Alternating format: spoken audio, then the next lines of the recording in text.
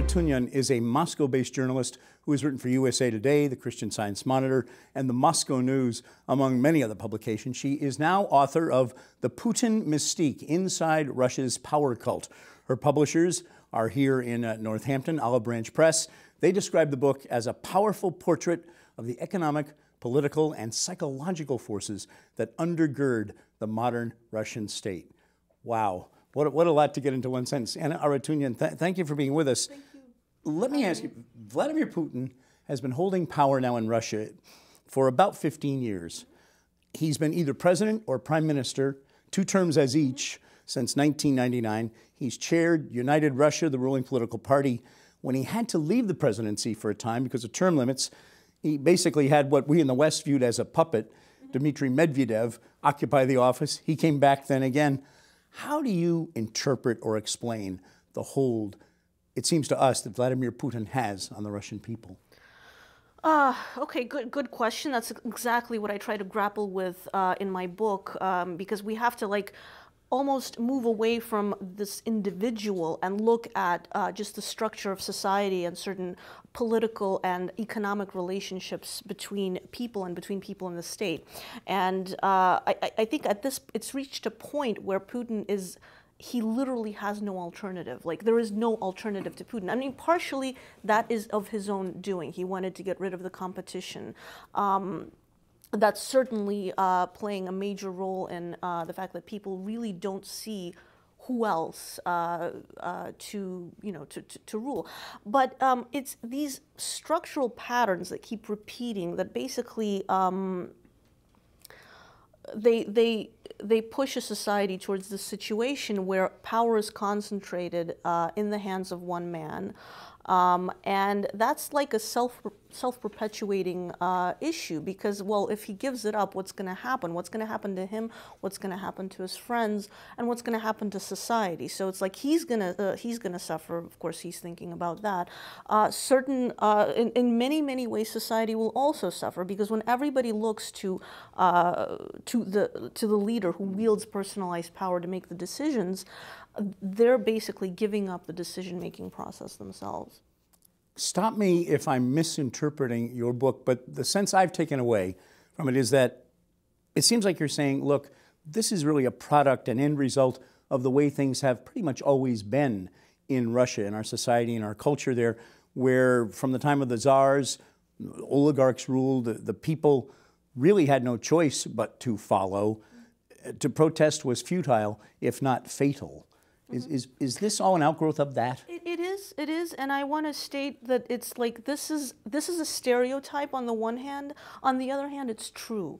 But we have to, what I want to make clear, and what I try to make clear in the book, I don't know to what extent I've succeeded, is that there is an idea that Russians are predisposed to authoritarianism. They're predisposed to these strong leaders who make decisions for them because of their mentality. What I'm trying to do is really break through that because I think what's really happening is that there are certain social issues. It's not mentality. It's a combination of economic and geographical factors that create certain problems that people try to solve by resorting to the top. So they strive for vertical relationships rather than horizontal relationships. The problem is that the government reinforces this by trying to impose civil society from the top down. And by doing so, it further breaks up whatever horizontal networks emerge. So it's like it's a cyclical, self-perpetuating catch-22. And again, you bring up the point of the stereotypes we see in the West, and certainly going back to the Cold War, there were stereotypes, I'm sure, in both sides of who we were and who the Russian people were. But it seems to us we are seeing disagreement, if that's the word to use, protest. You write about the female rock group Pussy Riot. They were arrested, imprisoned. There was international protest about that. They've been freed. They have talked since. It seems that Russia is struggling with itself in terms of what it wants to be as a nation and as a society. Is that fair to say? It is. I mean, that's actually a very big problem, and the Kremlin has also kind of, especially in the last 2 years and in Putin's third term as president, they've essentially made finding a national identity and imposing that national identity a very big priority. The problem is you don't impose a national identity; it's either there or not. And what we're seeing on a local level, like on a level of of society, is that people have a difficult time identifying and associating themselves as a people, as a nation. This is actually this has come up in the past. This has been an historical problem. The fact that I mean, I think the reasons for this are somewhat also geographical, just due to Russia's size, due to distances that cannot be easily traversed, due to the difficulty of forging networks.